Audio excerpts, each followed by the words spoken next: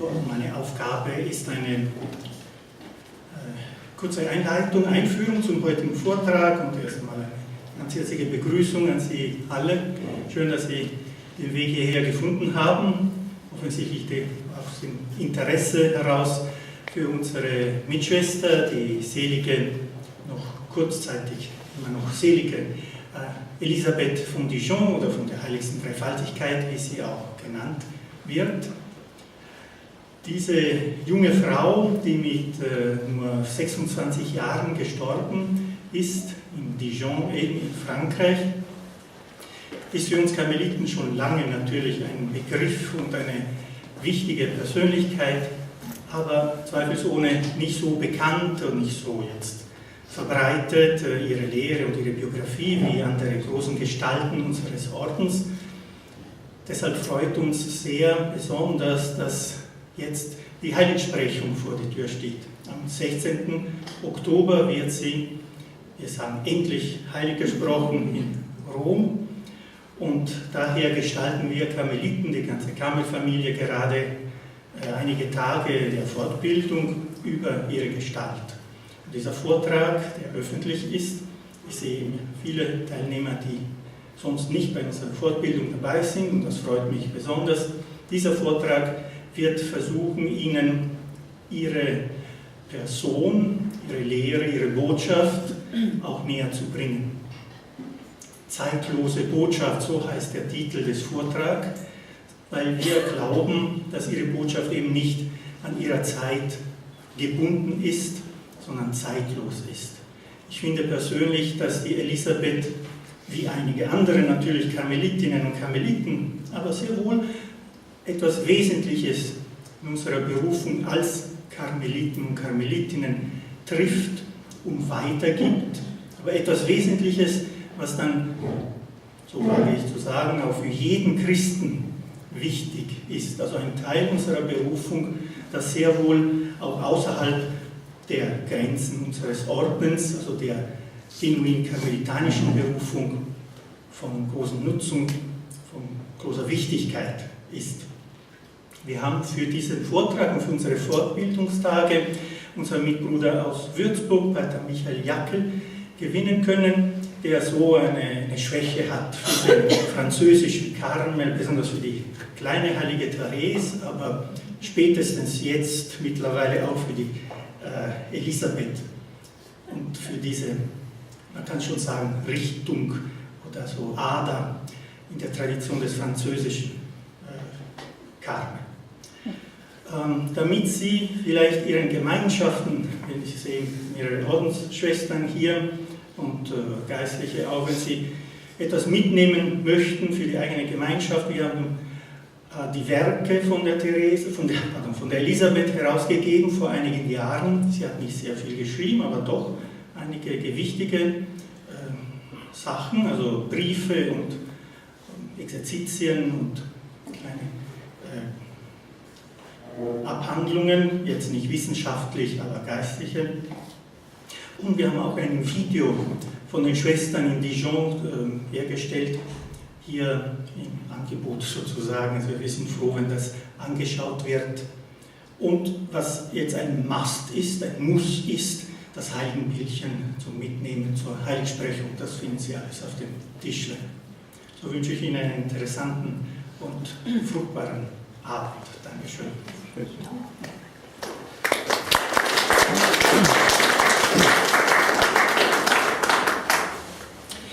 Ich darf mich ganz herzlich bedanken für die freundlichen Begrüßungsworte vom Provinzial aus Österreich, Pater Roberto.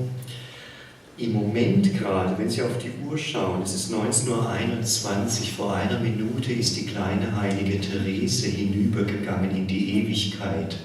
30. September 19:20 Uhr in Lisieux ist sie verstorben. Und dann hat man ja ein Fenster aufgemacht, eine ganz eigenartige Bemerkung von der Priorin damals, Mutter Gonzaga, die gesagt hat, öffnet die Fenster. Es war eigentlich nicht ganz nachvollziehbar, warum die Fenster geöffnet werden sollen in diesem Augenblick, aber es war so, wie wenn sie damit sagen wollte, Jetzt fliegt die Seele der kleinen Therese hinaus in die Welt und erobert die Welt durch das Evangelium. Ich habe natürlich heute Abend nicht einen Vortrag über die kleine Therese halten sollen, sondern über Elisabeth, aber das wollte ich jetzt doch noch sagen, weil es jetzt wirklich genau die Zeit ist, ganz genau jetzt. Elisabeth von Dijon, eine zeitlose Botschaft, das ist der Titel für den Vortrag heute Abend in der Krypta. Zeitlosigkeit. Das ist ein Anspruch, den nur einer erheben kann, nämlich unser Gott. Denn Gott allein ist der Zeitlose. In Gott gibt es gar keine Zeit. Oder besser gesagt, alle Zeit ist in ihm und so steht er auch über jeder Zeit. In Gott ist alles in einem ewigen Jetzt, was man sich als kleiner Mensch gar nicht vorstellen kann und was doch so ist. Die Frage stellt sich, ob es denn auch in unserer Zeitlichkeit Zeitlosigkeit geben kann. Oder ob das nicht von vornherein ausgeschlossen ist, weil ja alles in unserer Welt immer zeitlich ist. Doch, es gibt Zeitlosigkeit auch in unserer zeitlichen Welt, aber diese setzt voraus, dass derjenige, der an der Zeitlosigkeit teilhat, ganz mit dem zeitlosen Gott verbunden ist. Wer das ist, der hat Teil an der ewigen Zeitlosigkeit Gottes. Ja, er ist selbst in einem gewissen Sinne zeitlos geworden. Zu dieser Zeitlosigkeit in unserer Welt zählen zum Beispiel zeitlose Werte, die sich nie verändert haben und auch nie verändern werden. Zeitlose Weisheitssprüche, die auch im ewigen Himmel genauso lauten wie auf der zeitlichen Erde. Und nicht zuletzt zu dieser Zeitlosigkeit zählen Menschen, die dank ihrer innigen Verbundenheit mit dem zeitlosen Gott ebenfalls zeitlos geworden sind. Ja, zu überzeitlichen Zeichen für unsere Welt geworden sind und deshalb jederzeit und damit auch unserer heutigen Zeit eine Botschaft von dem zeitlosen Gott schenken können. Zu diesen Menschen gehört auch unsere selige Elisabeth von der heiligsten Dreifaltigkeit.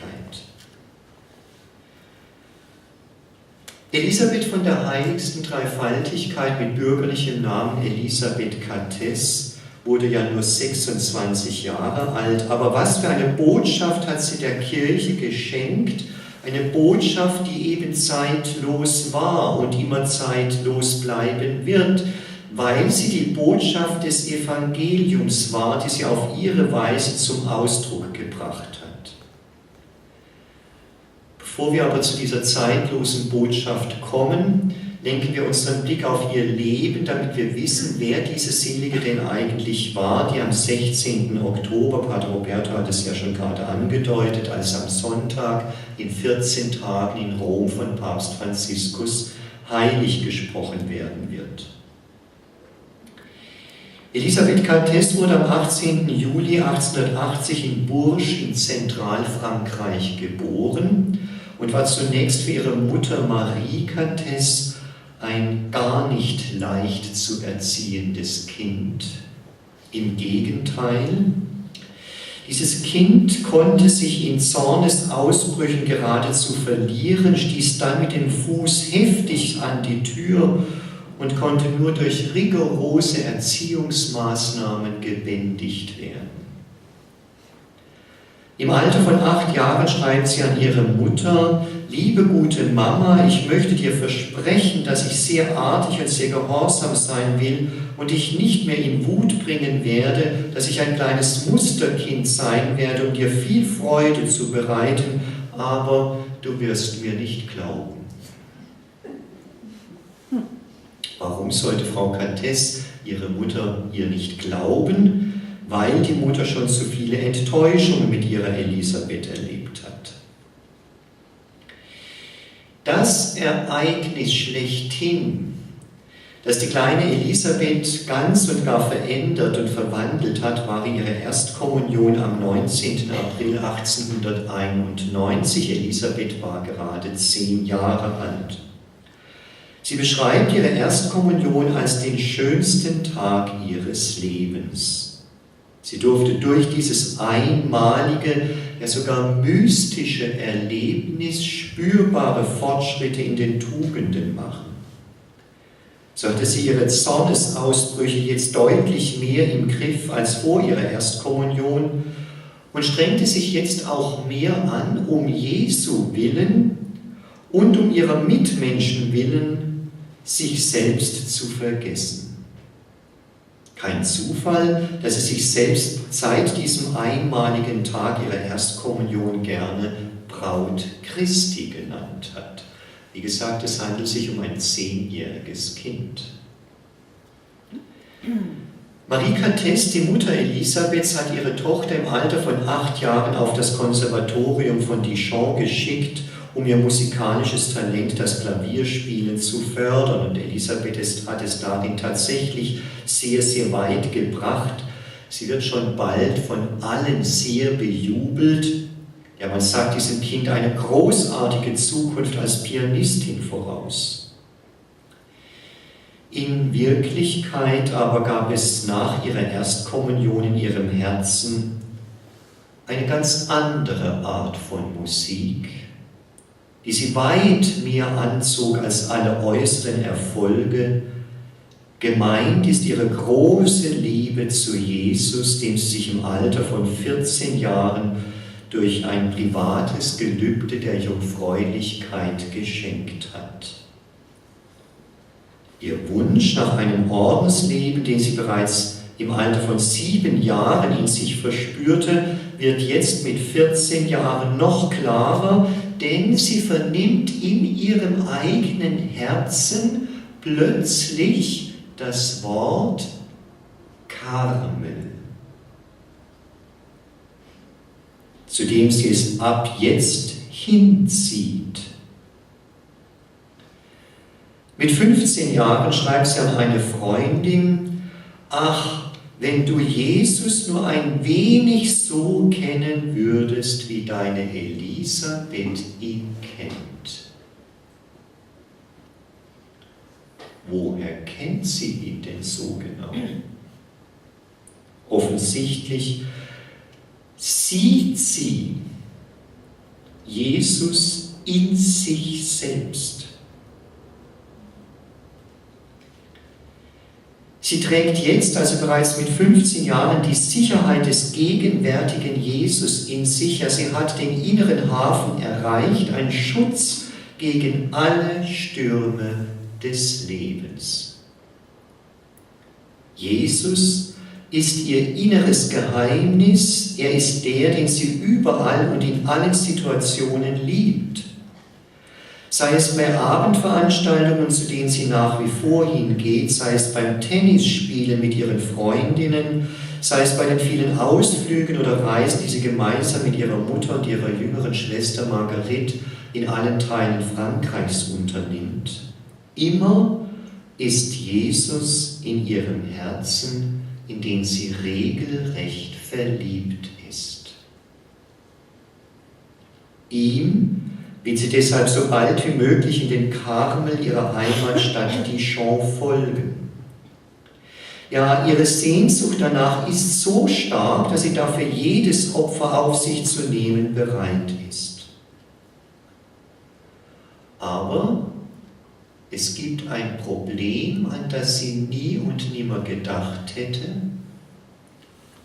Ihre eigene Mutter verweigert ihr ihre Zustimmung.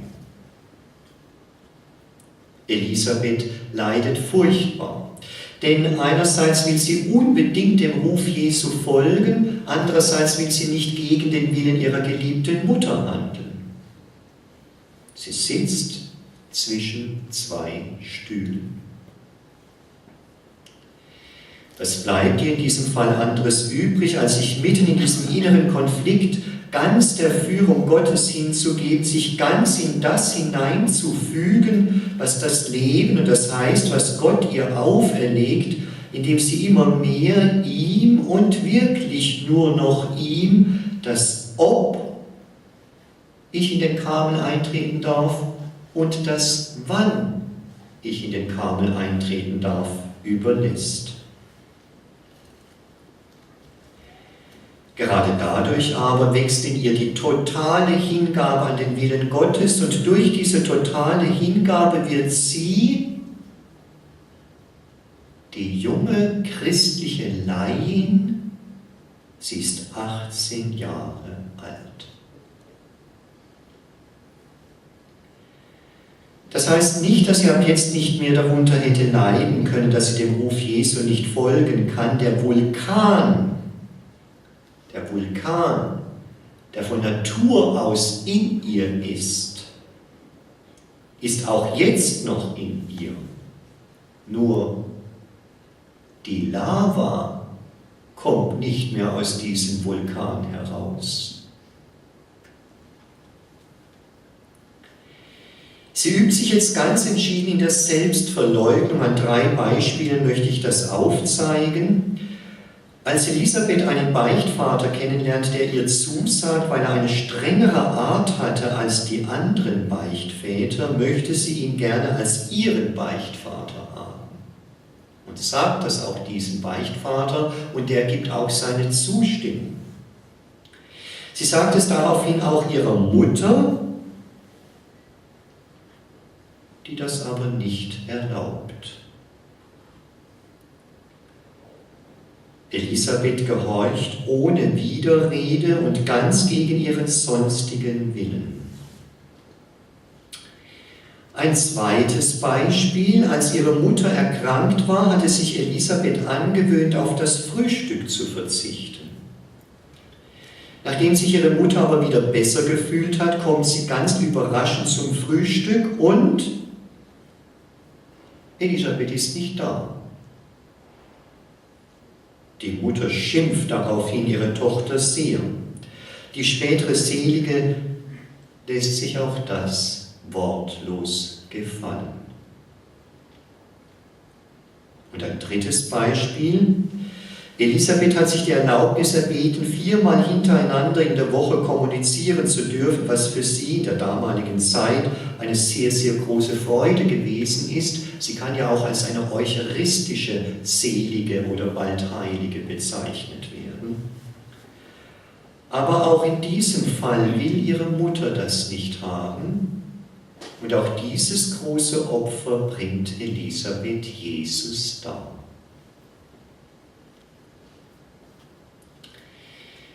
Schauen wir jetzt auf einen ganz besonderen Tag im Leben Elisabeths, ich meine den Palmsonntag 1899. An diesem Tag hat nämlich Elisabeths Mutter Marie Kates ihre Meinung im Hinblick auf den Eintritt ihrer Tochter in den Karmel ganz plötzlich und überraschend geändert. Ja, Elisabeth darf jetzt in den Karmel eintreten, aber nicht vor ihrem 21. Geburtstag. Das bedeutet, sie muss noch über 2 Jahre warten, aber die Erlaubnis war grundsätzlich gegeben und Elisabeths Freude ist unbeschreiblich groß. Als 5 Tage später, am Karfreitag, ein völlig überraschender Wandel in der Gesinnung ihrer Mutter erfolgte, weil jemand mit der Mutter über eine großartige Partie für Elisabeth gesprochen hat. Es war ein junger Arzt, der natürlich aus gutem Hause stammte. blieb Elisabeth diesem verlockenden Angebot gegenüber völlig gleichgültig. Sie schreibt: Mein Herz ist nicht mehr frei. Es gehört dem König der Könige. Ihm habe ich es geschenkt. Elisabeth sucht die Vollkommenheit aber nicht für sich selbst, sondern ausschließlich für ihren Jesus. Mit ihm und für ihn will sie all ihre Fehler in Rosen der Liebe wandeln.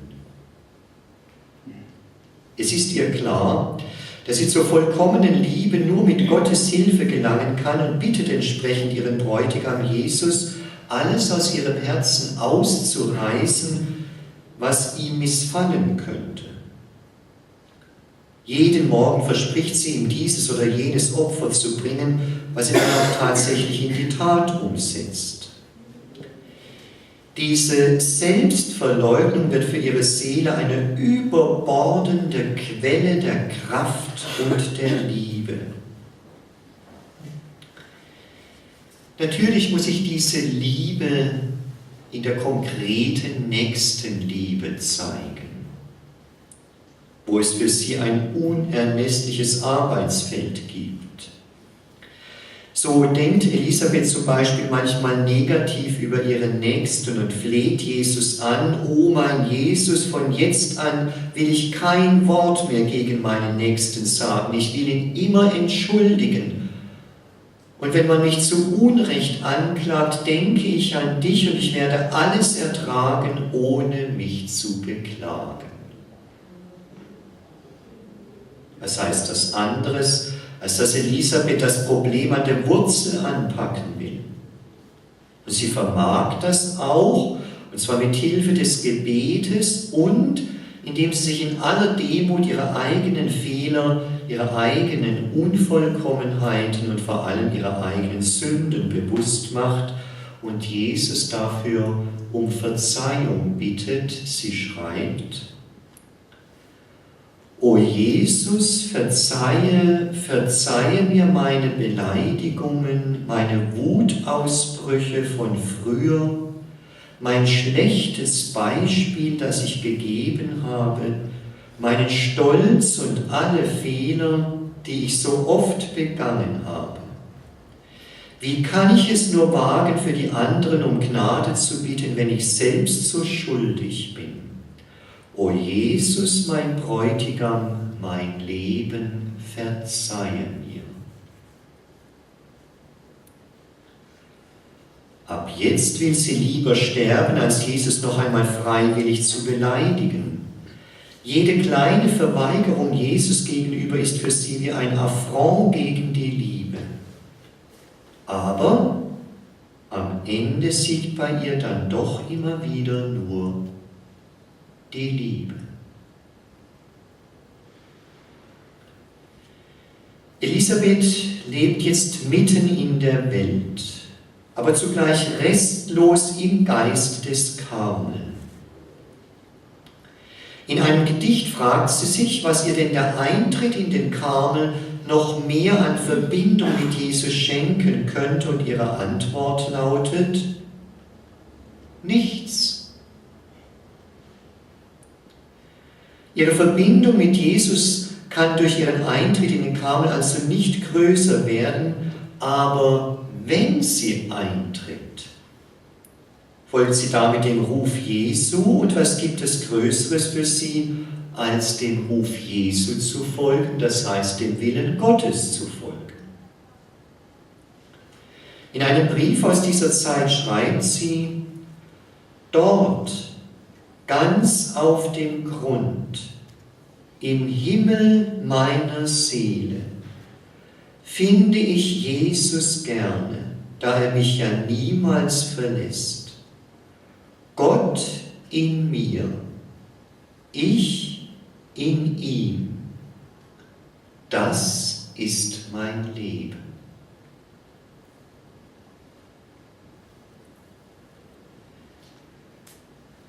Sie wird von einem Pater dazu ermutigt, daran zu glauben, dass Gott, der in ihr wohnt, auch ganz Liebe ist. Und derselbe Pater weitet auch ihren Horizont, denn nicht nur Jesus bringt diese göttliche Liebe in sie hinein, sondern auch der himmlische Vater und der Heilige Geist. Dieses Geheimnis der heiligsten Dreifaltigkeit liebt Elisabeth so sehr, ja, es ist für sie ein Abgrund, in den sie sich hineinverliert. Aber sie bleibt trotz ihres so klaren Glaubens auch wieder ganz Mensch. So schreibt sie zu unserer Beruhigung auch den sehr menschlichen Satz: Mir scheint, wenn ich zu Unrecht eine Rüge erhalte, dann spüre ich, wie mir das Blut in den Adern kocht, mein ganzes Wesen bäumt sich auf. Aber Jesus war mit mir, ich hörte seine Stimme im Innersten meines Herzens und da war ich bereit, alles zu ertragen aus Liebe zu ihm. Der Vulkan in ihr wird also durch die Stimme Jesu in ihr besiegt. Das ist Elisabeth von der heiligsten Dreifaltigkeit. In allen Situationen ist diese geheimnisvolle Stimme fähig, in ihrem Herzen alles zu beruhigen und zu lieben.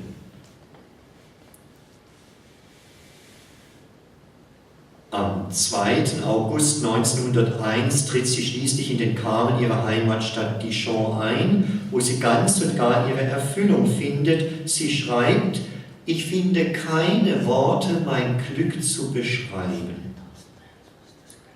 Hier im Karmel gibt es nichts mehr als ihn. Er ist hier alles. Er genügt und von ihm allein lebt man hier. Man findet ihn überall, bei der Wäsche wie beim Gebet. Und Elisabeth findet hier im Karmel auch die Erfüllung ihres Lebensgrundsatzes. Leben wir mit Gott wie mit einem Freund, haben wir Glauben, um durch alles hindurch mit ihm vereinigt zu sein.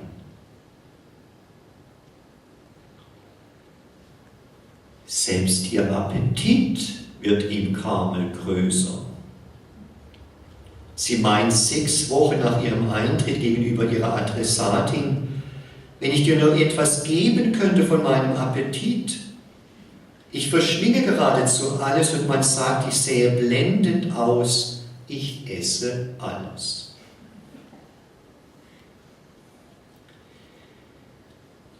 Was Elisabeth im Karmel vor allem liebt, ist das Schweigen. Sie kann fast als eine Heilige des Schweigens bezeichnet werden. An Weihnachten 1901 schreibt sie: Wie gut ist es, auf Jesus zu hören im Schweigen, immer und ständig friedvoll seine Gegenwart zu verkosten und sich ganz der Liebe zu übergeben. O sanftes Lamm Gottes, du weißt es wohl, die dir verlobt ist, hungert unersättlich nach dir. Sie hungert danach, ihr ganzes Wesen ihm auszuliefern, auf das alles in ihr ihm gehöre. Und uns, die wir uns bewusst machen, dass er uns übermäßig geliebt hat, wie der Apostel Paulus sagt, verlangt danach, diese Liebe Gottes mit Liebe zu vergelten.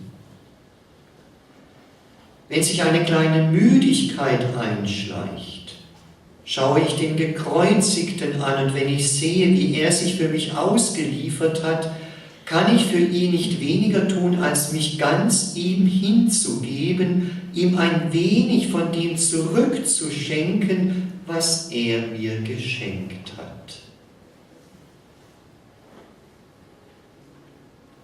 Im Karmel fühlt sie sich wie der Fisch im Wasser und meint, das Leben einer Karmelitin ist eine Vereinigung mit Gott vom Morgen bis zum Abend und vom Abend bis zum Morgen.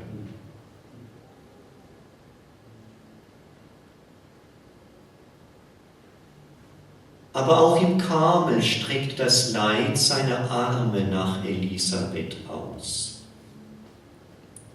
Im Jahr 1902 ist sie innerlich im Dunkeln, erlebt sie Tage der Hilflosigkeit, Stunden der Angst und der Anfechtung.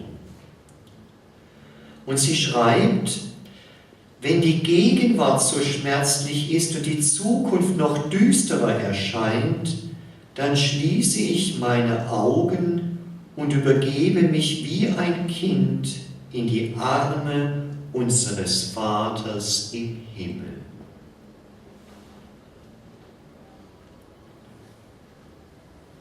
Und weiter schreibt sie, wir schauen zu sehr auf uns selbst. Wir möchten sehen und verstehen, wir haben nicht genügend Vertrauen zu ihm, der uns mit seiner Liebe umgibt. Man soll nicht bei dem Kreuz stehen bleiben und es in sich selbst betrachten, sondern sich im Licht des Glaubens sammeln und daran denken, dass es das Werkzeug ist, das der göttlichen Liebe gehorcht. Der bessere Teil der Karmelitin besteht darin, in der geliebten Einsamkeit des Karmel zu sein. Aber, so schreibt sie, Gott bietet diesen besseren Teil einem jeden Getauften an. Er bietet ihn auch dir an, inmitten deiner Sorgen und Kümmernisse. Liefere dich durch all deine Beschäftigungen hindurch ihm aus.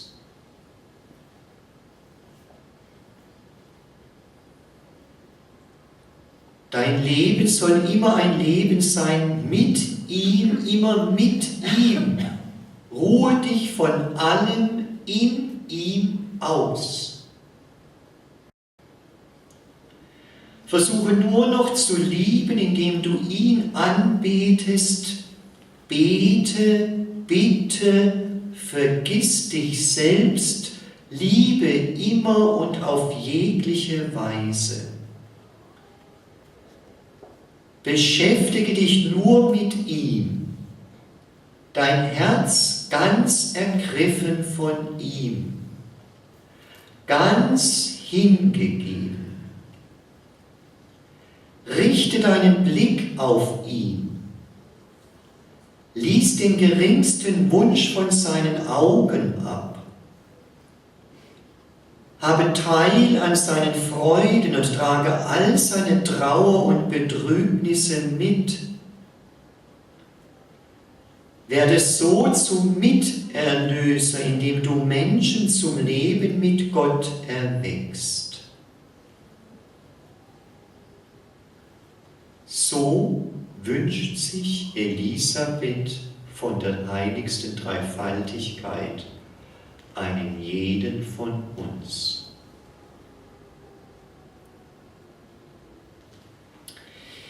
Ja, Elisabeth will sogar das Höchste, dass nämlich der dreifaltige Gott die Seele überflutet und vergöttlicht und in der Einheit durch die Liebe vollendet. Und so schreibt sie im Juni 1902 den im Karmel so berühmt gewordenen Satz, den sie nicht müde wird, anderen mitzuteilen. Mir scheint, ich habe meinen Himmel auf Erden gefunden, denn der Himmel ist Gott und Gott ist in meinem Herzen.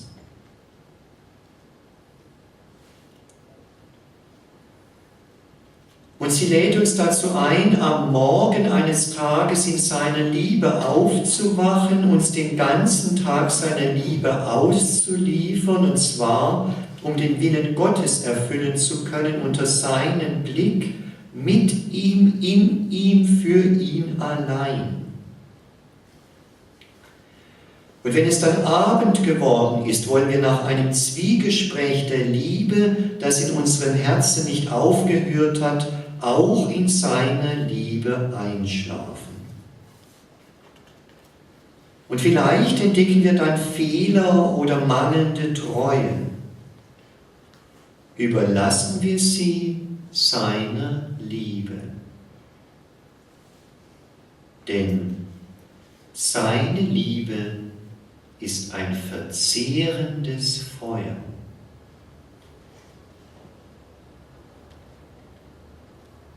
Was heißt das anderes, als dass es Elisabeth letztlich um nichts anderes geht, als um ein ständiges Zusammensein mit Jesus, was wir im Karmel inneres Gebet nennen. Und das kann man ihrer Überzeugung nach auch mitten in der Welt leben. In seinem Herzen kann jeder Mensch ein Karmelit sein, gleich wo auch immer er lebt. Und dass Elisabeth diese Wahrheit vor allem den Menschen vermitteln wollte, die mitten in der Welt leben, zeigt die Durchsicht ihrer 342 erhaltenen Briefe. Davon sind nämlich 323, also fast alle, an Personen gerichtet, die nicht dem geistlichen Stand angehörten. So schreibt sie beispielsweise ein Jahr vor ihrem Tod an ihre jüngere Schwester Marguerite, die zweifache Mutter ist: Du, die du Mutter bist und weißt, welch tiefe und innige Liebe zu deinen Kindern Gott dir ins Herz gelegt hat. Du kannst die Größe dieses Geheimnisses erfassen. Kinder Gottes sein, meine Marguerite, lässt dich das nicht innerlich vibrieren? In allem, mitten in den mütterlichen Sorgen, wenn du dich ganz deinem Kleinen widmest, kannst du dich in dieses Haus deines Vaters zurückziehen, dich dem Heiligen Geist ausliefern, damit er dich in Gott umwandelt, damit er deinem Herzen das Bild der Schönheit Gottes einprägt, damit der himmlische Vater, wenn er sich über dich neigt, nur noch seinen Christus sieht.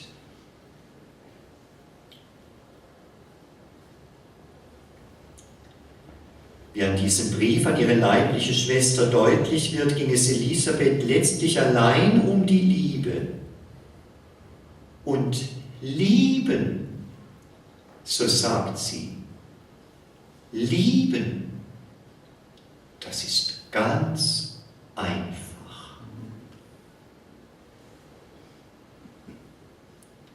Es besteht allein in der Ganzhingabe an den Willen Gottes. Die Frage stellt sich nur, und wir dürfen sie uns und der ganzen Kirche zusammen mit unserer bald heilig gesprochenen Elisabeth stellen: Werden wir je verstehen,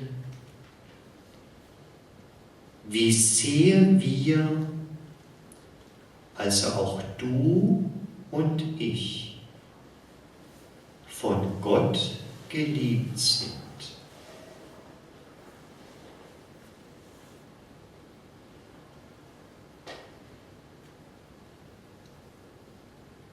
Elisabeth von der heiligsten Dreifaltigkeit, diese große Heilige und Mystikerin, stirbt am 9. November 1906 morgens um 6:15 Uhr im Alter von 26 Jahren, ausgezehrt von ihrer Krankheit, restlos hingegeben an die Liebe zu ihrem dreifaltigen Gott und zu den Menschen, die sie alle in ihrem Herzen getragen